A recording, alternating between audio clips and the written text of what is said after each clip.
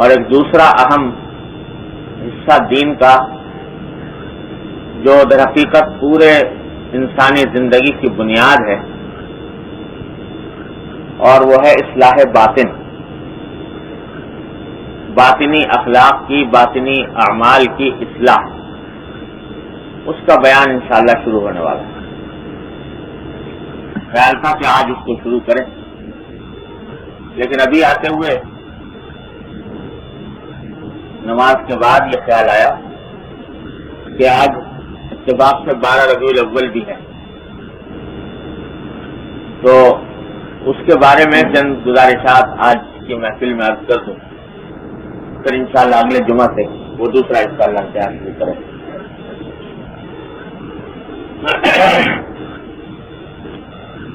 12 ربیع الاول ہمارے ہاں، ہمارے معاشرے میں، ہمارے ملک میں، خاص طور سے بر صغیر میں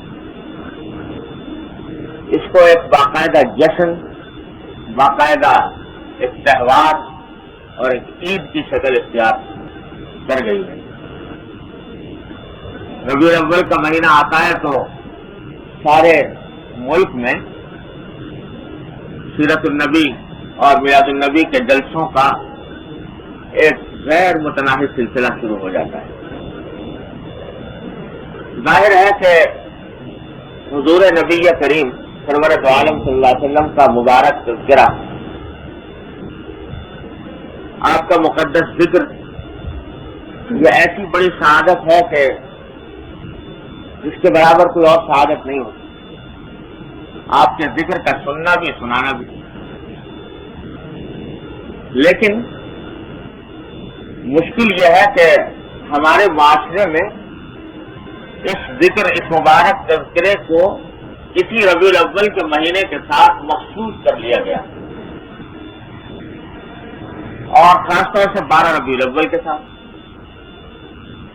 کہا جاتا ہے کہ چونکہ آج کی تاریخ میں حضور نبی کریم صلی اللہ علیہ وسلم کی ولادت ہوئی، اس بات سے آپ کا یوم ولادت منایا جائے گا، اس کے مناسبت سے آپ کی سیرت کا بیان ہوگا، آپ کی ولادت کا بیان ہوگا۔ لیکن یہ سب کرتے وقت ہم لوگ یہ بات بھول جاتے ہیں کہ جس ذات اقدس کی سیرت کا یہ بیان ہو رہا ہے اور جس ذات اقدس کی ولادت کا یہ جشن منایا جا رہا ہے، خود اس ذات اقدس کی تعلیم کیا ہے، اور آیا اس میں، اس تعلیم کے اندر کوئی اس قسم کا تصور موجود ہے یا نہیں۔ اس میں کسی مسلمان کو شبہ نہیں ہو سکتا کہ حضرت صلی اللہ علیہ وسلم کا اس کائنات میں تشریف لانا، اس دنیا میں تشریف لانا، یہ تاریخ انسانیت کا اتنا عظیم واقعہ ہے کہ اس سے زیادہ عظیم، اس سے زیادہ پرمسرت، اس سے زیادہ مبارک اور مقدس واقعہ اس روئے زمین پر کوئی اور پیش نہیں آیا۔ انسانیت کو نبی کریم صلی اللہ علیہ وسلم کی تعلیمات کا نور ملا، آپ کی مقدس شخصیت کی برکات نصیب ہوئی، یہ اتنا بڑا واقعہ ہے کہ اور کوئی تاریخ کا واقعہ اتنا بڑا نہیں ہو سکتا۔ اور اگر اسلام میں کسی کی یوم پیدائش منانے کا کوئی تصور ہوتا تو سرکار دو عالم صلی اللہ علیہ وسلم کی یوم پیدائش سے زیادہ کوئی دن اس بات کا مستحق نہیں تھا کہ اس کو منایا جائے اور اس کو عید قرار دیا جائے۔ لیکن یہیں سے یہ بات معلوم ہوتی ہے کہ پوری حیات طیبہ میں سرکار دو عالم صلی اللہ علیہ وسلم 23 سال آپ اس دنیا میں تشریف رکھی، آپ نے نبوت کے بعد ہر سال ربیع الاول کا مہینہ آتا تھا، کوئی سال خالی نہیں تھا ربیع الاول کا مہینہ۔ نہ صرف یہ کہ آپ نے نہیں منایا، آپ کے صحابہ کرام کے کسی صحابی کے حاشیے خیال میں نہیں گزرا کہ 12 ربیع الاول یوم پیدائش ہے، لہٰذا اس کو کسی خاص طریقے سے منانا چاہیے۔ سرکار دو عالم صلی اللہ علیہ وسلم دنیا سے تشریف لے گئے اور خلافت راشدہ کا دور آیا، آپ 1.25 लाख साहबे किराम इस दुनिया में छोड़ कर तशरीफ ले गए, 1.25 लाख। और ऐसे साहबे किराम जिनमें से एक एक फर्द सरकार दो आलम सल्लल्लाहु अलैहि वसल्लम की कि एक सांस के बदले अपनी पूरी जान निछावर करने के लिए तैयार, ऐसे जानिसार, ऐसे फिदाकार, ऐसे आशिक किरदार साहबे किराम जो एक एक अदा पर जिंदगियां कुर्बान करने के लिए तैयार हैं। लेकिन कोई सहाबी एक भी ऐसा नहीं मिलेगा जिसने रबीउल अव्वल के महीने में कोई खास एहतमाम करके यह दिन मनाया हो, या इसके दिन में कोई जलसा मुनासिब किया हो, कोई जुलूस निकाला हो, कोई चरागा किया हो, कोई झंडियां सजाई हो। क्यों? इस वास्ते कि इस्लाम दर हकीकत, शुरू से आप हजरात से अर्ज करता रहता हूं, यह रस्मों का दीन नहीं है, यह रस्मों का दीन नहीं है, यह अमल का दीन है। इसमें यह किस्सा नहीं है जैसे और मजहबों में है कि चंद रस्मों का नाम दीन है, वो रस्में अदा कर ली तो बस छुट्टी हो गई। ये तो जन्म रोग है। पैदाइश के दिन से लेकर मरते दम तक हर इंसान अपने इस्लाम की फिक्र में लगा रहे, सरकार द्वारा उनकी सुन्नत की इत्तिबा में लगा रहे, तो रस्मों का नहीं। ये तसव्वुर जो है दिन मनाने का, यह हमारे पास आया दरअसल ईसाइयों से। ईसाइयों के यहाँ भी यही हुआ था कि हजरत ईसा अलैहिस्सलाम की का यौम पैदाइश मनाया जाता है क्रिसमस के नाम से 25 दिसंबर को। तारीख अगर आप पढ़ के देखें तो पता चलेगा कि हजरत ईसा अलैहिस्सलाम के आसमान पर उठाए जाने के तकरीबन 300 साल तक कोई तसव्वुर नहीं था हजरत ईसा अलैहिस्सलाम के यौम पैदाइश मनाने। आपके सहाबारी, आपके जो साहबे किराम थे, उनमें से किसी ने नहीं मनाया। 300 साल तक क्रिसमस का कोई तसव्वुर नहीं था। 300 साल के बाद कुछ लोगों ने यह बिदअत शुरू कर दी और उन्होंने कहा कि साहब हम ईसा अलैहिस्सलाम का यौम पैदाइश मनाएं। जो कट्टर किस्म के लोग थे, वो उस जमाने में होते थे कट्टर वहाबी हम जैसे, तो वो उन्होंने कहा कि भाई ये क्या तुमने सिलसिला शुरू किया, इसका तो ईसा अलैहिस्सलाम की तालीमात में कोई जिक्र नहीं, ये दिन मनाने का। तो उन्होंने कहा क्या हर्ज है, कोई ऐसी बुरी बात तो है नहीं, हम इसमें जमा होंगे, ईसा अलैहिस्सलाम का जिक्र करेंगे, उनकी तालीमात को याद दिलाएंगे, तो जरा लोगों में कुछ शौक ज़ौक पैदा होगा तालीमात पर अमल करने का, तो हम कोई बुराई का काम तो कर देगा, कोई गुनाह का काम तो कर देगा। ये कहकर और सिलसिला शुरू कर चुनाचे शुरू इसी तरह हुआ। क्रिसमस के जब 25 दिसंबर का दिन आता तो चर्च में एक इज्तिमा होता, एक पादरी साहब खड़े होकर ईसा अलैहिस्सलाम की तालीमात और आपकी सीरत बयान कर देते और अल्लाह अल्लाह कर चलना। इसी तरह शुरू हुआ बेदरद मासूम तरीके से। लेकिन बाद में यह हुआ कि भाई ये तो हमने तकरीर तो बड़ी करा दी, लेकिन बड़ी खुश किस्म की हुई, और नतीजा ये कि जो नौजवान लोग हैं, जो बड़ा शौकीन मिजाज लोग हैं, वो तो आते नहीं इसमें।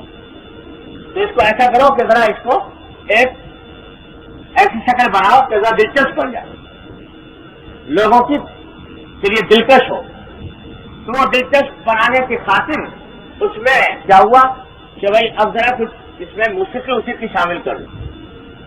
तो मौसीकी के ऊपर नज़में पढ़ी जाने लगी, वो मौसीकी आ गई। उन्होंने कहा कि मौसीकी से भी काम नहीं चल रहा, तो अब क्या करें, सिर्फ कुछ नाच गाना शामिल कर लो। अब वो नाच गाना भी हो गया, या कुछ ऐसे हंसी मजाक के खेल तमाशे शामिल कर लो, वो भी हो गए। अब होते होते वो क्रिसमस जो ईसा अलैहिस्सलाम की तालीमात का बयान करने के नाम पर शुरू हुआ था, अब वो एक आम जश्न बन गया, जैसे आम दुनियावी जश्न होते हैं।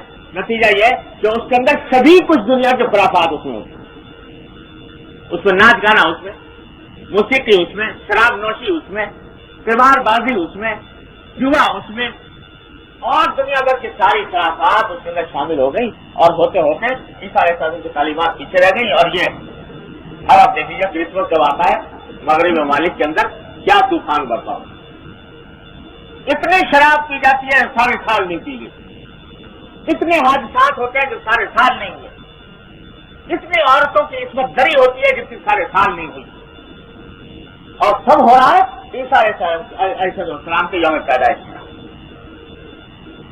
تو ہم اللہ تبارک و تعالیٰ جو یہ دین بھیجا ہمارے پاس، وہ انسان کی نفسیات اور اس کی چوریوں سے واقف ہے۔ جانتے تھے کہ اگر اس کو ذرا سا شوشہ دیا گیا کہ کہاں سے کہاں بات کو پہنچائے، اس واسطے کہ دن منانے کا کوئی تصور ہی نہیں رکھتا، نہ حضور کی سیرت میں، نہ صحابہ کرام کی سیرتوں میں، نہ قابل عمر کی سیرت۔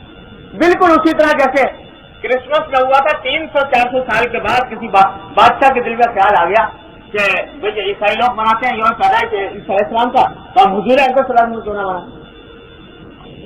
اس نے شروع کر دیا مولود میلاد۔ اس طرح چل کر یہ آغاز ہوا۔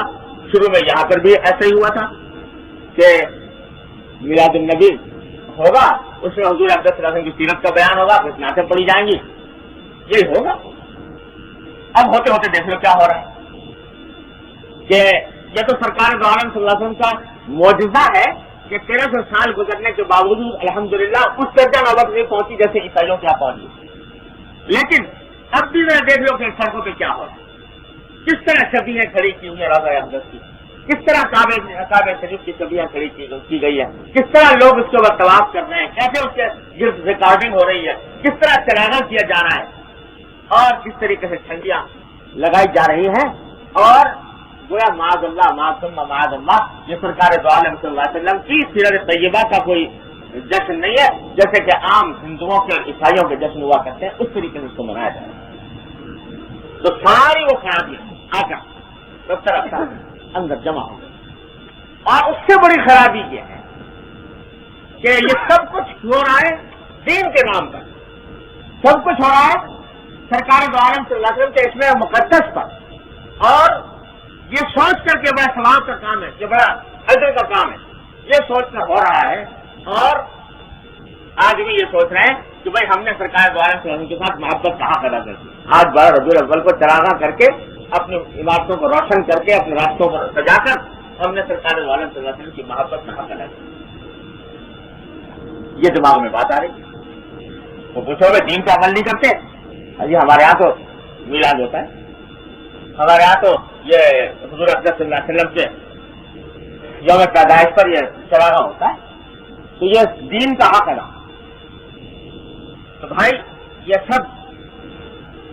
سب جو ہے طریقہ، یہ اسلام کا طریقہ نہیں، یہ سرکار دو عالم صلی اللہ علیہ وسلم کا طریقہ نہیں، آپ کے صحابہ کرام کا طریقہ نہیں۔ اگر اس میں کوئی خیر ہوتی تو صحابہ کرام صدیق اکبر اور فاروق اعظم عثمان غنی والی یہ مسئلہ اس سے چوکنے والے نہیں تھے۔ ہمارے والد صاحب صلی اللہ علیہ وسلم یہ ایک مسئلہ سنایا کرتے تھے، ہندی زبان کی ایک مسئلہ ہے، کہاوت کیا ہندی زبان میں مشہور ہے کہ بنیے سے سیانہ سو باولا، یعنی جو آدمی یہ دعویٰ کرے کہ میں بنیے سے زیادہ سمجھدار ہوشیار ہوں تجارت میں، اور میں اس سے زیادہ تجارت جانتا ہوں اور اس سے زیادہ ہوشیار ہوں، جو یہ دعویٰ کرے وہ باولا، وہ پاگل ہے۔ حقیقت میں بنیے سے زیادہ سیانہ نہیں ہو سکتا تجارت میں، بنیے سے سیانہ سو باولا۔ تو ہمارے والد صاحب صلی اللہ علیہ وسلم فرمایا کرتے تھے کہ جو شخص یہ دعویٰ کرے کہ میں حضور اقدس صلی اللہ علیہ وسلم کا صحابہ کرام سے زیادہ عاشق ہوں اور صحابہ کرام سے زیادہ محبت رکھنے والا ہوں، وہ حقیقت میں پاگل ہے، بیوقوف ہے، احمق ہے۔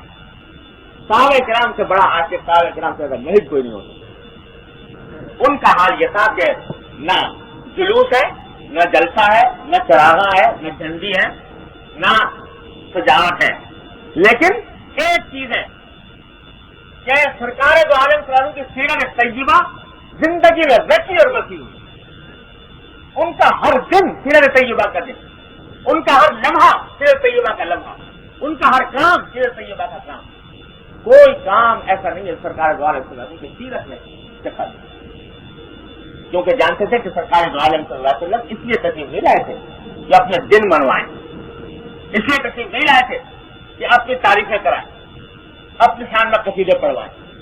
اگر یہ مقصود خدا نہ کرے ہوتا تو جس دن آپ کو یہ پیشکش کی گئی تھی کہ تمہارے اگر آپ چاہیں، اگر آپ سردار بننا چاہتے ہیں ہم آپ کو اپنا سردار بنانے کو تیار ہیں، کفار مکہ نے کہا تھا۔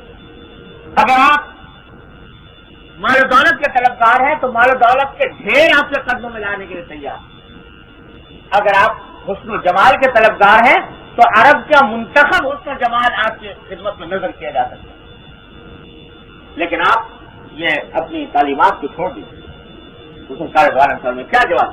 اگر آپ کو یہ مطلوب ہوتا تو اس دن قبول کر لیتے، سردار بھی بن جاتے، روپیہ پیسہ بھی بہت مل جاتا، ساری دنیا کی نعمتیں حاصل ہو جاتی۔ لیکن سرکار دوارا سر جواب دیا کہ اگر تم میرے ایک ہاتھ میں آفتاب ایک ہاتھ میں مہتاب بھی دے دو گے تو میں اپنی تعلیم سے پھرنے والا ہوں۔ آپ اس لیے آئے تھے کہ لوگ عید میلاد نبی بنائیں میرے نام سے، آپ کے آنے کا منشا یہ تھا جو قرآن نے بیان کروایا۔ کیا؟ جو ابھی میں نے آیت تلاوت کی کہ لقد کان لکم فی رسول اللہ اسوۃ حسنۃ لمن کان یرجو اللہ والیوم الآخر۔ ہم نے یہ نبی صلی اللہ علیہ وسلم اس کام کے لیے بھیجے کہ ان کو ایک نمونہ بنا کر بھیجا، بہترین نمونہ بنا کر بھیجا ہے تمہارے پاس، اس لیے بھیجا تاکہ تم ان کی نقل اتار، نمونہ بنا کر بھیجا۔ جس کے لیے لمن کان یرجو اللہ والیوم الآخر، جو اللہ پر ایمان رکھتا ہو، یوم آخرت پر ایمان رکھتا ہو اور اللہ کو کثرت سے یاد کرتا ہو، اس کے لیے ہم نے ایک نمونہ بنا کر دیا۔ بس کیا ضرورت نمونے کی؟ نمونہ بھیجنے کیا ضرورت؟ کتاب تو آ گئی تھی، قرآن آ گیا تھا، اللہ تبارک و تعالیٰ نے اپنی کتاب نازل فرما دی تھی۔ نمونہ بھیجنے کی ضرورت اس لیے کہ انسان کی فطرت یہ ہے، اس کی جبلت یہ ہے کہ میری کتاب اس کی اصلاح کے لیے کوئی بھی علم و فن سکھانے کے لیے کافی نہیں ہوتی۔ انسان کو کوئی بھی علم و فن سیکھنے کے لیے کسی مربی کے عملی نمونے کی ضرورت ہوتی ہے۔ جب تک وہ سامنے نہیں ہوگا اس وقت تک کتاب پڑھ کر کسی کو کوئی فن علم نہیں آئے گا۔ اللہ تعالیٰ نے اس معاملے میں انسان کو یہ فطرت میں یہ بات آتی ہے، دوسرے جانوروں میں بعض اوقات یہ بات نہیں ہوتی۔ آج مرغی کا بچہ چوزے میں سے اس میں سے انڈے میں سے نکلا چوزا، تو انڈے میں سے نکلنے کے ساتھ ہی اگر دانا پڑا ہوا ہے تو وہ دانا پھٹکنا شروع کر دیں گے۔ اس کو دانا کھانے کے لیے کسی مربی، کسی استاد، کسی انسٹرکٹر کی ضرورت نہیں، دانا پڑا ہوا ہے وہ کھانا شروع کر دیں گے، اس کو کسی استاد کی ضرورت نہیں جی۔ لیکن انسان کا بچہ اگر جب پیدا ہوگا کھلاؤ اس کو روٹی، تو وہ روٹی کھانا سیکھنے کے لیے اس کو تعلیم اور تربیت کی ضرورت ہے۔ روٹی تو بڑی بات ہے، ماں کا دودھ پینے کے لیے تربیت کی ضرورت۔ شروع میں بچے کو ماں کا دودھ پینا نہیں آتا، اس کو سکھانا پڑتا۔ مرغے کے چوزے کو دیکھ لو، وہ پھٹکنا شروع کر دے گا، پھر اس کو سکھانے کی ضرورت ہے۔ مچھلی کا بچہ پانی کے اندر پیدا ہوا اور ادھر پیدا ہوا اور ادھر اس نے پانی کے اندر تیرنا شروع کر دیا، اس کو تیراکی سکھانے کے لیے کسی استاد کی، کسی مربی کی ضرورت نہیں، وہ خود ہی تیراک پیدا ہوا ماں کے پیٹ۔ لیکن کوئی شخص مچھلی کے بچے کو دیکھ کر کہ بھائی مچھلی کا بچہ جو ہے وہ بڑے آرام سے تیرنا شروع کر دیتا ہے سکھائے بغیر، تو ایک ماہر تیراک ہے بہت انسان، تیراکی کے مقابلوں میں اول آیا ہوا ہے، اس کا بچہ پیدا ہوا، تو ایسا کہ تیراک کا بیٹا ہے تو اٹھا کے ڈال دو اس کو سمندر میں، یہ بھی تیرنا شروع کر دیں، مچھلی کا قیاس کرتے تو کیا ہوگا؟ وہ بچہ بھی جان سے جائے گا۔ جب تک کہ اس کو سکھا نہ دیا جائے عملی طور پر اور عملی نمونہ اس کے سامنے نہ ہو، اس وقت تک وہ یہ تیراکی نہیں سیکھ سکتا جی۔ کوئی ڈاکٹر ہے، حکیم ہے، وہ کتابیں پڑھ کر چاہے کوئی آدمی کہ میں ڈاکٹری کی کتابیں ہیں، طب کی کتابیں ہیں، وہ پڑھ کر اور میں دوسروں کا علاج شروع کروں، جانتا ہے، سمجھدار ہے، ذہین ہے، کتابیں سمجھتا ہے، سب کچھ ہے، پڑھ لی، لیکن علاج شروع کریں تو سوائے اس کے کہ قبرستان پہنچائے گا لوگوں کو، اور کوئی خدمت انجام نہیں دے، بلکہ اور سے اور آپ دیکھ لیجیے دنیا بھر کا قانون یہ ہے کہ MBBS ہو گیا، ڈگری مل گئی ڈاکٹری کی، لیکن اس کو پریکٹس کرنے کی اجازت نہیں جب تک کہ ایک مدت تک ہاؤس جاب نہ کرے، کسی اسپتال میں کسی ماہر ڈاکٹر کے ذریعے نگرانی رہ کر عملی نمونہ جب تک نہیں دیکھے گا اس وقت تک ڈاکٹری نہیں کر سکتے۔ کیوں؟ اس واسطے کہ تنہا کتاب پڑھی ہے، ابھی عملی نمونہ سامنے نہیں ہے۔ میں تو جہاں تک کہتا ہوں کہ یہ کھانے پکانے کی کتابیں لکھی چھپی ہوئی موجود ہے، ہر چیز موجود ہے، تفصیل، بریانی اس طرح بنتی ہے، پلاؤ اس طرح بنتی ہے، کباب اس طرح بنتے ہیں، قورمہ اس طرح بنتا ہے۔ ایک آدمی جس نے ابھی تک یہ کام کیا نہیں وہ کتاب سامنے رکھے اور بنائے قورمہ، تو کتاب میں سب کچھ لکھا ہوا ہے، کتنا گوشت ڈالو، کتنا مسالہ ڈالو، کیا کیا مسالے ڈالو گے، لیکن کتاب سامنے رکھ کے بناؤ تو پتہ جانے کیا شے تیار کرے گا وہ اگر میتھ کتاب رکھ کے بنائے گا۔ ہاں کسی استاد نے، جاننے والے نے اپنے سامنے بٹھا کر بتا دیا دیکھو بھائی اس طرح بنتا ہے اور اس کی ٹریننگ دی ہو تو پھر سادہ طریقے سے بنا سکے۔ تو انسان کی فطرت اللہ تبارک و تعالیٰ نے یہ رکھی ہے کہ جب تک کسی مربی کا عملی نمونہ اس کے سامنے نہ ہو اس وقت تک وہ آدمی کی ہدایت نہیں ہوتی، وہ علم و فن سیکھتا نہیں۔ اس واسطے اللہ تبارک و تعالیٰ نے یہ انبیاء علیہ السلام کا جو سلسلہ جاری فرمایا درحقیقت اس کام کی کہ ہم نے کتاب تو بھیج دی، لیکن کتاب تنہا تمہارے لیے کافی نہیں ہوگی جب تک کہ کتاب کے ساتھ اس کتاب پر عمل کرنے کا نمونہ تمہارے سامنے رہے۔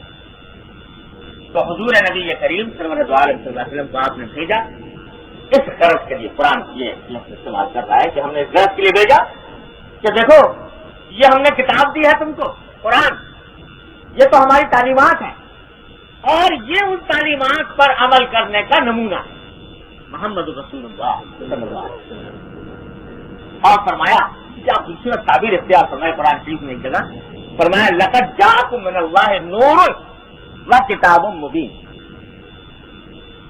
لقد جاءکم من اللہ نور و کتاب مبین، کہ دیکھو تمہارے پاس اللہ تبارک و تعالیٰ کی طرف سے ایک تو کھلی کھلی کتاب آئی ہے قرآن، اور اس کے ساتھ ایک نور آیا۔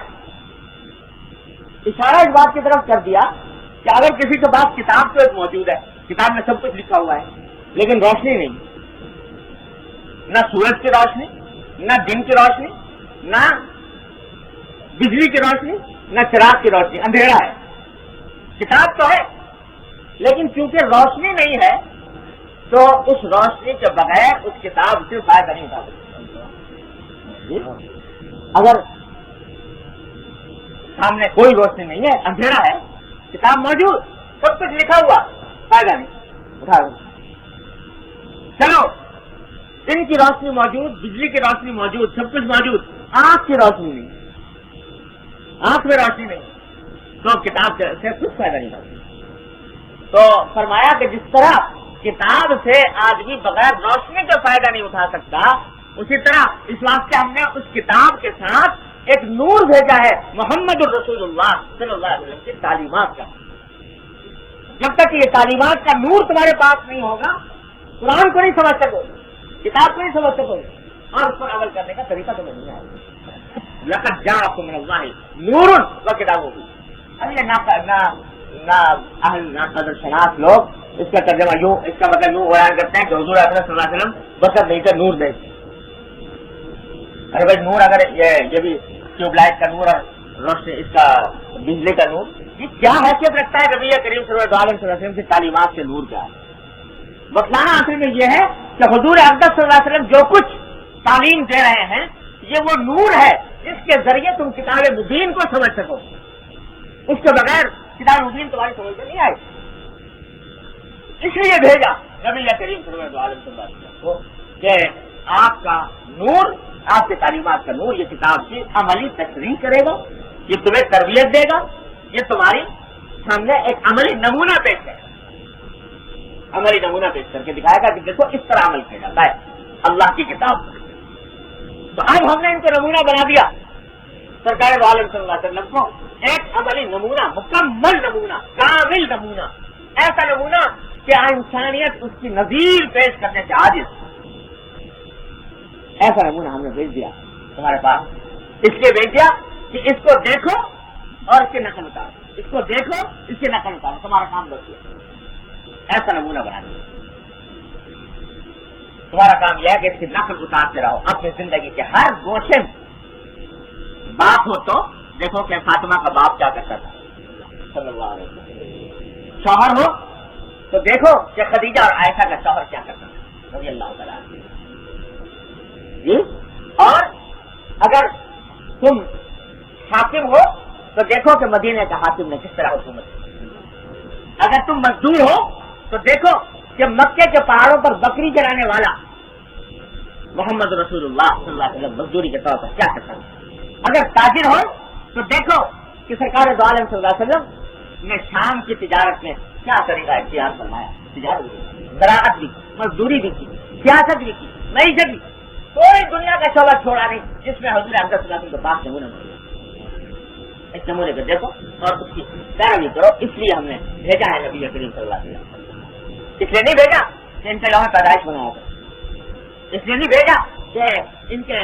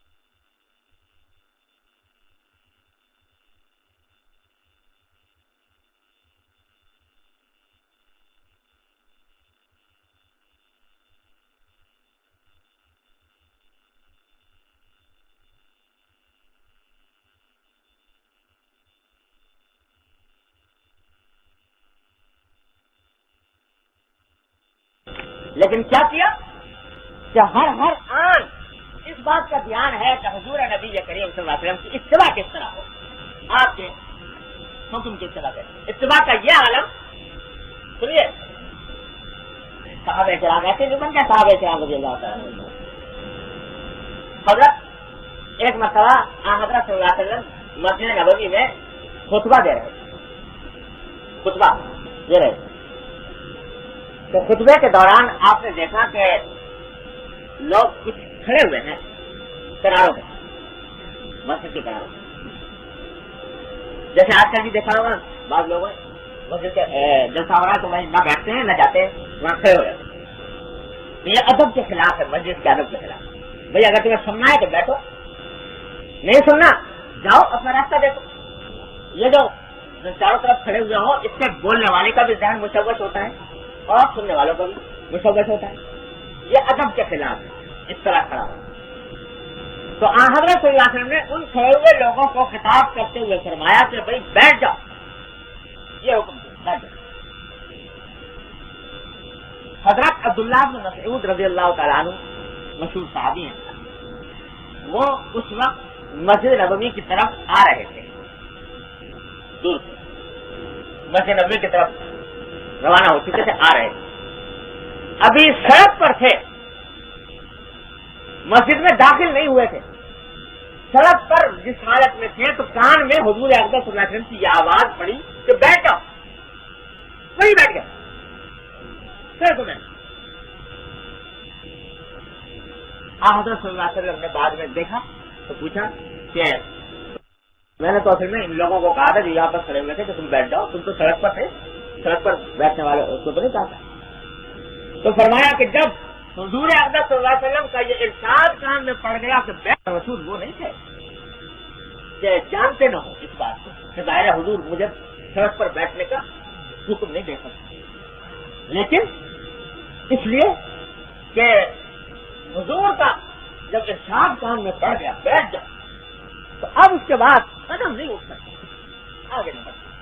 یہ ہے اتباع حضرات صحابہ کرام رضی اللہ عنہ۔ ایسے ہی نہیں بن گئے صحابہ کرام رضی اللہ عنہ تو بہت، لیکن ان صحابہ کرام کا عشق لے کر آئے کوئی۔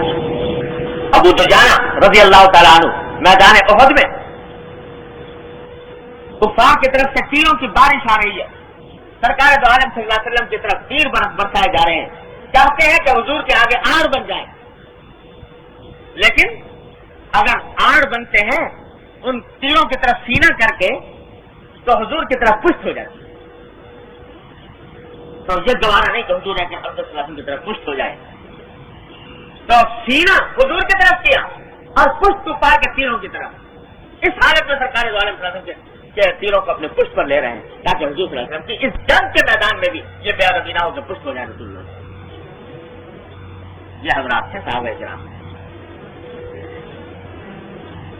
تو بھائی یہ ہوتا ہے اتباع، کہ جب حضور کا ایک کلام زبان کان میں پڑ گیا اب مجال نہیں ہے کہ اس سے پھر جائے، اس کے خلاف کوئی بات قدم اٹھ جائے۔ چھوٹی چھوٹی باتوں میں، معمولی باتوں میں بھی ہر وقت یہ فکر کہ کسی طرح حضور اکرم صلی اللہ علیہ وسلم کی کوئی نئی بات معلوم ہو جائے، آپ سے کوئی نئی سنت کا علم ہو جائے، اس کے برابر کرنا۔ حضرت فاروق اعظم رضی اللہ عنہ ایک زمانے میں مسجد نبوی سے بہت دور جا کے رہنے لگے، بہت دور چلے جاتے تھے، گھر دور لے لیا تھا، تو اب روزانہ آنا مشکل تھا مسجد نبوی۔ تو ایک اپنے ساتھی کو مقرر کیا ہوا تھا جو وہی قریب رہا تھا کہ بھائی ایسا کیا کرو کہ ایک دن تم جایا کرو، ایک دن میں جایا کروں گا مسجد نبوی میں، تو جب تم جاؤ تو پھر مجھے آ کے بتا دیا کرو کہ آج حضور اکرم صلی اللہ علیہ وسلم نے کیا کیا باتیں بیان کرنا ہے، اور جب میں جایا کروں گا تو تم کو بتا دیا کروں گا کہ حضور اکرم صلی اللہ علیہ وسلم نے آج کیا کچھ بیان کرنا ہے، تاکہ کوئی بات چھوٹنے نہ پائے سرکار دو عالم صلی اللہ علیہ وسلم کی زبان مبارک سے نکلی ہوئی۔ اس طرح صحابہ کرام نے چھوٹی چھوٹی باتوں پہ، چھوٹی چھوٹی سنتوں پر جان دی ہے صحابہ کرام۔ پہلے بھی پتہ نہیں سنایا تھا آپ حضرات کو، حضرت عثمان رضی اللہ تعالیٰ عنہ جا رہے ہیں غزوہ حدیبیہ کے موقع پر، صلح حدیبیہ کے موقع پر حضور اکرم صلی اللہ علیہ وسلم کے ایجنٹ بن کر گئے کفار مکہ سے مذاکرات کرنے کے لیے، صلح کے معاملات طے کرنے کے لیے۔ تو مکہ مکرمہ میں ٹھیکیدار بھائی کے گھر جا کر ٹھہرے، اور جب صبح ہوئی تو صبح کو جانے لگے مذاکرات کرنے کے لیے، تو حضرت عثمان بن عفان کا جو ازار تھا زیر جامہ وہ ٹخنوں سے اوپر اور نصف ساتھ تک آدھی پنڈلی تک، حضور اکرم صلی اللہ علیہ وسلم کا ازار بھی آدھی پنڈلی تک ہوا کرتا تھا۔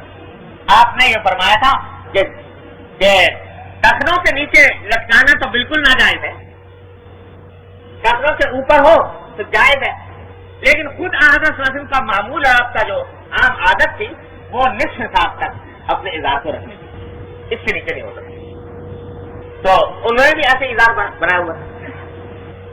تو ان سے ٹکرار بھائی نے کہا کہ جناب یہ عربوں کا دستور یہ ہے کہ ان کا جو ازار ہوتا ہے، پاجامہ ہو یا تہبند ہو یا قمیص ہو، وہ جتنا لٹکا ہوا ہوتا ہے اتنا ہی اس کو آدمی کو بڑا سمجھا جاتا ہے۔ سردار قسم کے لوگ جو ہوتے ہیں وہ اپنے سارے ازار لٹکا کر رکھتے ہیں، تو اگر آپ یہ اونچا اٹنگا قسم کا یہ پہن کے جائیں گے تو ان کے نظروں میں کوئی وقت نہیں ہوگی آپ کی، اور مذاکرات میں جان نہیں پڑے گی اگر آپ اس لباس میں گئے، کیونکہ وہ لوگ تو بڑے نیچے ڈھیلے ڈالے اور نیچے تک کے پہننے والے ہیں، اور ان کے دل میں ایسی آدمی کی عزت بھی کریں۔ حضرت عثمان رضی اللہ عنہ نے فرمایا کہ جب سنا شہزاد بھائی سے کہ یہ یوں کہہ رہا ہے تو ایک ہی جواب دیا عثمان رضی اللہ عنہ، فرمایا لا ہاکذا عزت صاحبنا صلی اللہ علیہ وسلم، کہ نہیں میں اس سے انکار نہیں کر سکتا، میرے آقا سرکار دو عالم صلی اللہ علیہ وسلم کا اظہار ایسا ہی ہے۔ تو اب یہ مجھے اچھا سمجھے برا سمجھے، میری عزت کریں بے عزتی کریں، جو چاہے کریں، مجھے اس کی پرواہ نہیں، میں تو حضور اکرم صلی اللہ علیہ وسلم کا اظہار دیکھ چکا ہوں اور آپ کا جیسا اظہار ہے اس سے مجھے تبدیلی کرنے کا میں نہیں کرتا. یہ بڑے سے بڑی سامنے لالچ دے دیا جائے, چمکا دیا جائے, لیکن حضرت صاحب کرام اس سے پھرنے کے لیے تیار ہے. حضرت حذیفہ ابن یمان رضی اللہ تعالیٰ فاتح ایران, وہ ایران پر جب کسریٰ کے اوپر حملہ کیا گیا تو کسریٰ اس وقت کی سپر طاقت, اس کے پاس گئے, مذاکرات کرنے کے لیے بلایا اس نے اپنے دربار میں. جب دربار میں گئے تو وہاں سامنے کچھ کھانا وانا بھی سوادوں کے لیے لایا گیا کھلانے کے لیے. بیٹھ کے کھا رہے تھے تو کھاتے کھاتے نوالا ہاتھ سے نیچے گر گیا. تو حضور اکرم صلی اللہ علیہ وسلم کی تعلیم یہ ہے کہ اگر نوالا نیچے گر جائے تو اس کو ضائع نہ کرو, اللہ کا رزق ہے. اور حضور کی یہ تعلیم ہے کہ پتہ نہیں رزق کے کون سے حصے میں برکت اللہ نے رکھی ہے, لہذا اس کی ناقدری نہ کرو, اٹھا لو. اس کے اوپر اگر کچھ مٹی وٹی لگ گئی ہے تو اس کو صاف کر دو اور پھر اٹھا لو. جب نوالا گرا حضرت حذیفہ کو یاد آ گئی سرکار دو علیہ وسلم, تو آپ نے ہاتھ بڑھایا اٹھانے کے لیے وہ نوالا. تو ساتھ میں برابر میں کوئی بیٹھا تھا, اس سے کون نہیں ماری کہ یہ کیا کر رہے ہو, یہ دنیا کی سپر طاقت کا بادشاہ کا دربار ہے اور اس میں تم یہ سنبھالنے والا زمین کو گرا ہوا اٹھا کر کھاؤ گے تو تمہاری ذہن میں وقت نہیں رہے گی. ان لوگوں یہ سمجھیں کہ بڑے نادیدہ قسم کے لوگ ہیں جو اٹھا کے کھا رہے ہیں. تو اس واسطے یہ موقع نہیں ہے,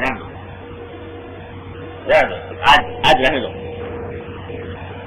جواب میں فرمایا حضرت حذیفہ بن یمان رضی اللہ تعالیٰ عنہ کہ اترک سنت رسول اللہ صلی اللہ علیہ وسلم لہؤلاء الحمقى, کیا میں ان احمقوں کی وجہ سے سرکار دو عالم صلی اللہ علیہ وسلم کی سنت چھوڑ دوں؟ ان احمقوں کی وجہ سے میں سنت نہیں چھوڑ سکتا سرکار دو عالم صلی اللہ علیہ وسلم کی. یہ اچھا سمجھے برا سمجھے, عزت کرے یا ذلت کرے, مذاق اڑائے, جو کچھ کرے, میں سرکار دو عالم صلی اللہ علیہ وسلم کی سنت چھوڑنے والا نہیں. اب بتائیے, عزت انہوں نے کرائی اپنی, یا آج ہم کرا رہے ہیں سنتیں چھوڑ دیں؟ عزت ایسی کرائی کہ یہ نوالے اٹھا کر کھایا سرکار دو عالم صلی اللہ علیہ وسلم کی سنت ہے.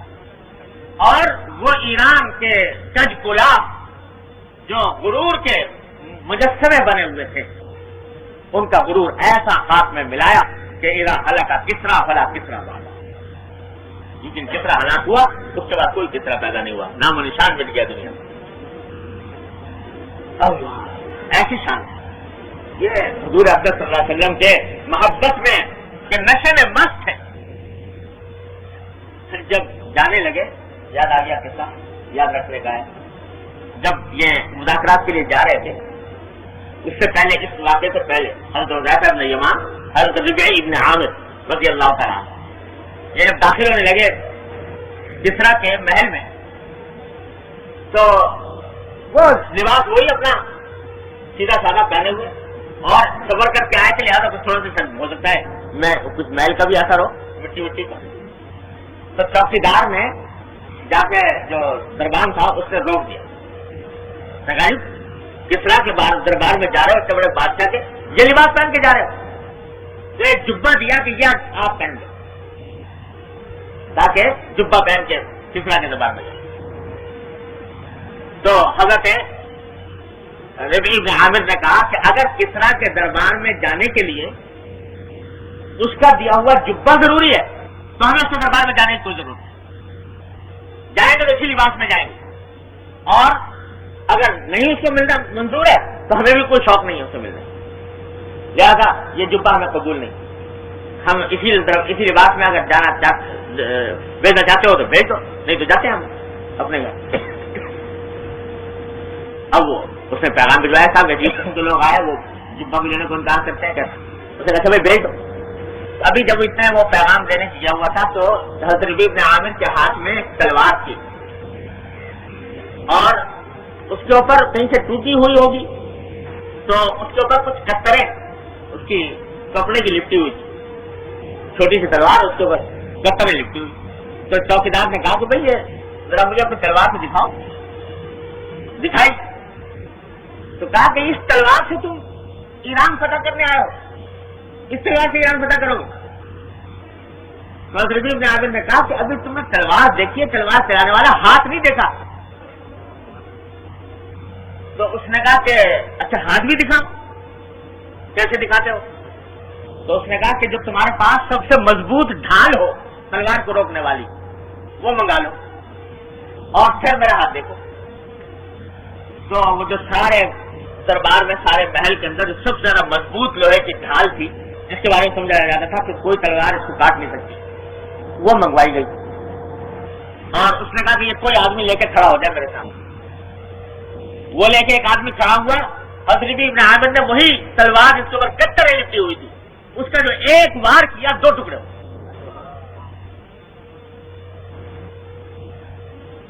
نظارہ دیکھ کر حیران تھے کہ یہ کیا لوگ آ گئے ہیں، خدا جانے کہاں سے یہ مخلوق درآمد آ گئی ہے.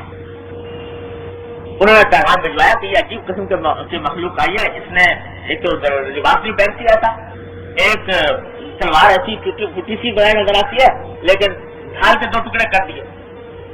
وہاں پہنچے تو کسرا نے کہا کہ آپ کسرا، وہاں پر دستور یہ تھا کہ کسرا کرسی پر بیٹھا رہتا تھا، سارے درباری سامنے کھڑے ہوا کرتے تھے. تو انہوں نے جا کر کہا کہ ہم محمد رسول اللہ صلی اللہ علیہ وسلم کے تعلیمات کے پیروکار ہیں اور حضور نے ہمیں اس بات سے منع کیا ہے کہ ایک آدمی بیٹھا رہے اور باقی آدمی سب کھڑے رہے.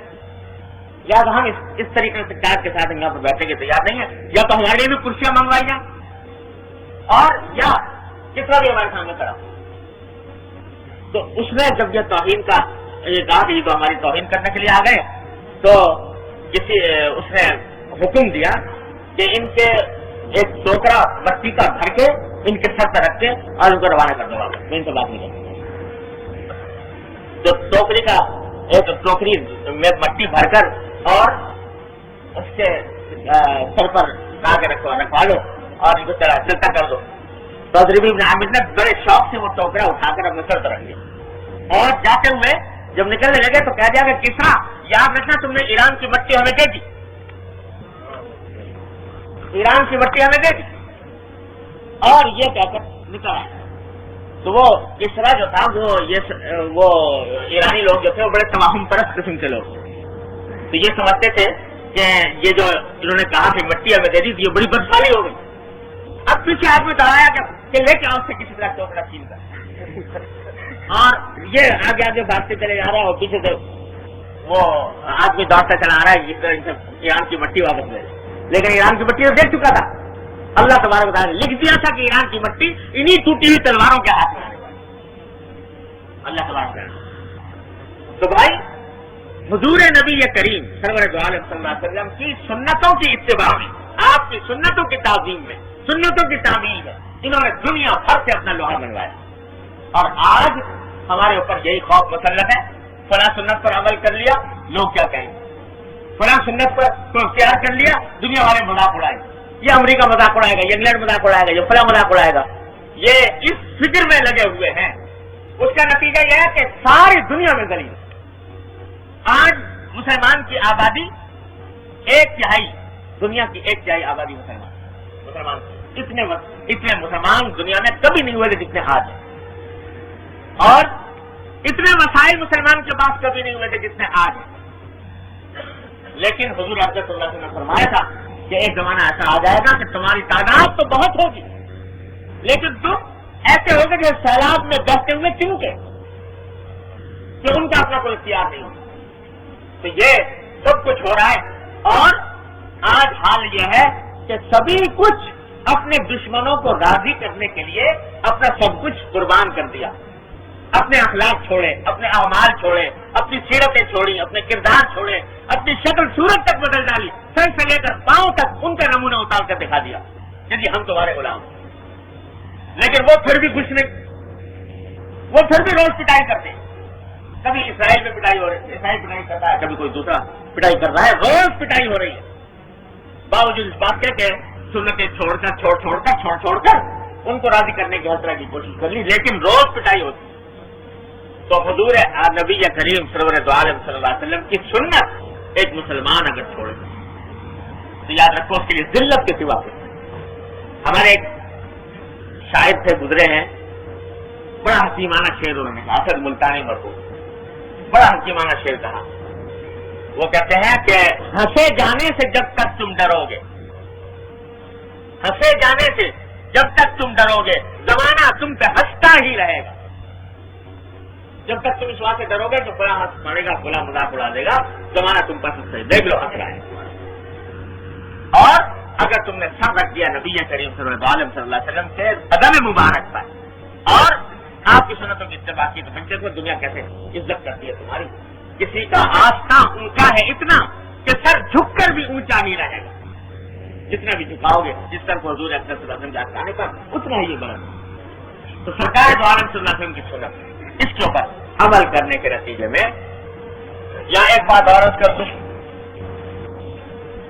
اکثر اس سے مغالطہ دیا جاتا ہے، کہتے ہیں کہ صاحب یہ آپ کہہ رہے ہیں کہ سنتیں چھوڑنے سے ذلت ہوتی ہے، تو بھائی سب یہ سارے امریکہ سارے مذہبی ممالک بھی سنتیں چھوڑ رکھی ہیں اور انہوں نے یہ تو ایمان بھی نہیں ان کے پاس، پھر یہ کیسے ترقی کر رہے ہیں، یہ کیسے ان کی عزت ہو رہی ہے؟ تو یہ ایسا ہی قیاس ہے جیسا وہ کسی نے بوجھ مجکر نے کیا تھا، ایک آدمی چڑھ گیا تھا درخت کے اوپر کھجور کے، چڑھ تو گیا، اترا جا نہیں رہا تھا، تو کسی نے فریاد کو بلایا تھا کہ بھائی کوئی آئے مجھے اتارے، گاؤں والے جمع ہو گئے، تو آپس میں مشورہ کیا بھائی کیا کریں، کس طرح اتارے اس کو؟ انہوں نے کہا بھائی طریقہ کو سمجھ آنا تو بوجھ مجکر ہوا کرتا تھا گاؤں میں، اس کے بعد کرو، اس کے بعد چلے گئے، تو بوجھ مجکر نے سے کہا کہ بڑا یہ مسئلہ پیدا ہو گیا ہے، وہ آدمی چڑھا ہوا ہے اتنا جا نہیں رہا،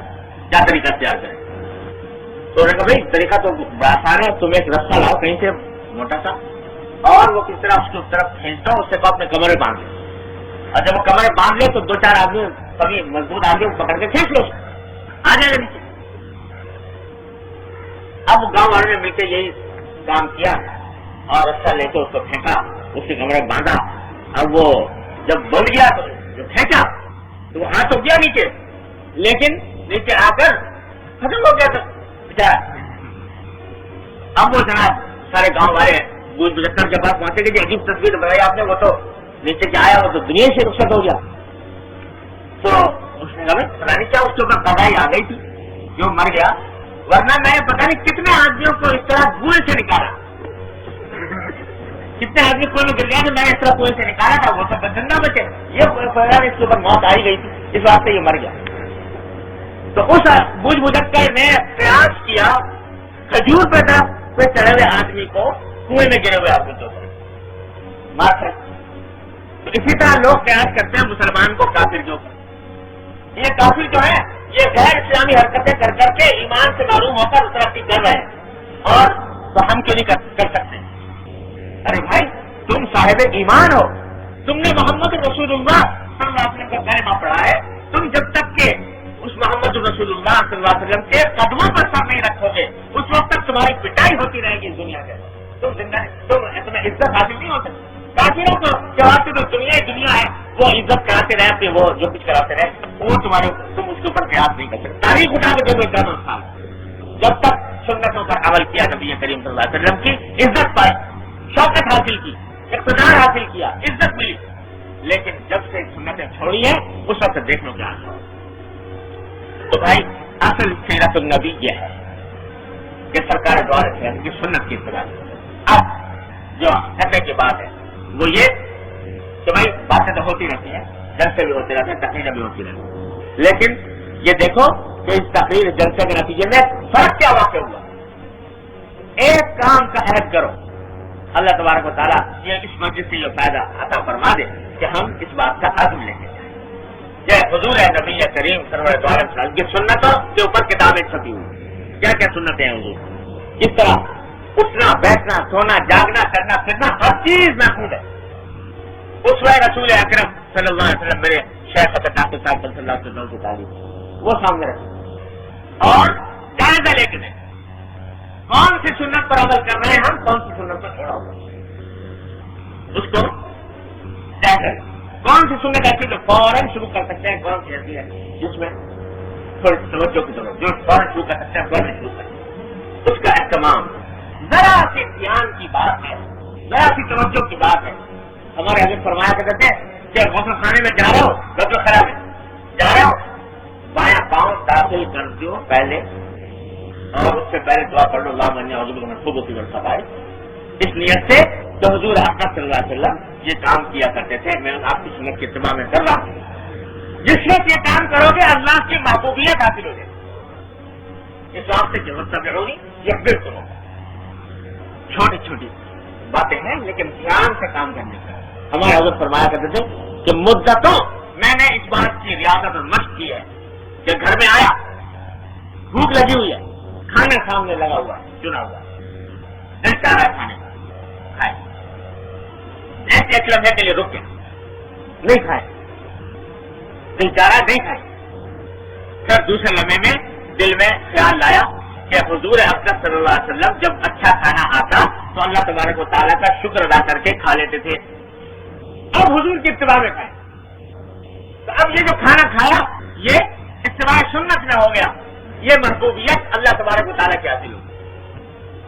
بچہ کھیلتا ہوا اچھا معلوم ہوا، دل چاہ کے گود میں اٹھا لے، فرمایا نہیں اٹھائے.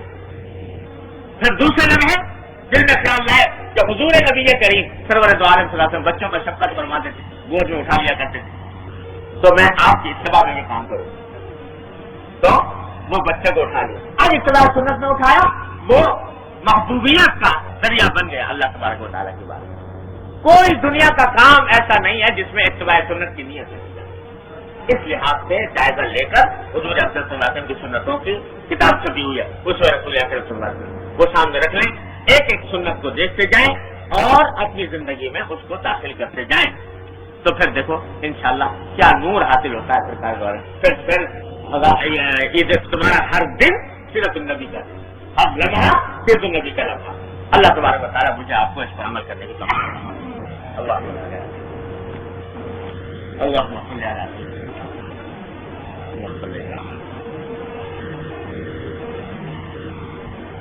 ربنا ظلمنا انفسنا وان لم تغفر لنا وترحمنا لنكونن من الخاسرين. ربنا ظلمنا انفسنا وان لم تغفر لنا وترحمنا. ربنا آتنا في الدنيا حسنة وفي الآخرة حسنة وقنا عذاب النار. یا ارحم الراحمین تصدق کرم اپنی رحمت سے ہمارے تمام گناہوں کو معاف کرو. یا اللہ ہمارے اعمال و اخلاق کی اصلاح کرو. یا اللہ ہمیں صحیح راستے پر چلنے کی توفیق عطا کرو. یا اللہ اتباع سنت کی توفیق عطا کرو. یا اللہ نبی کریم صلی اللہ علیہ وسلم کی سنتوں پر مکمل طور سے عمل کرنے کی توفیق عطا فرما. یا اللہ حسرت کے شرور و فتن سے ہمارے گھر والوں اعزاء احباب سب کی حفاظت فرما. یا اللہ حسرت کی معصیتوں سے منکرات سے گناہوں سے ہمارے گھر والوں کی حفاظت فرما. یا اللہ تلاوت سے تمام حاضرین اور حاضرات کو ان کے تمام جائز مقاصد میں کامیابی عطا فرما. یا اللہ سب کی پریشانیوں کو دور فرما، سب کے مقاصد حسنہ کو پورا فرما.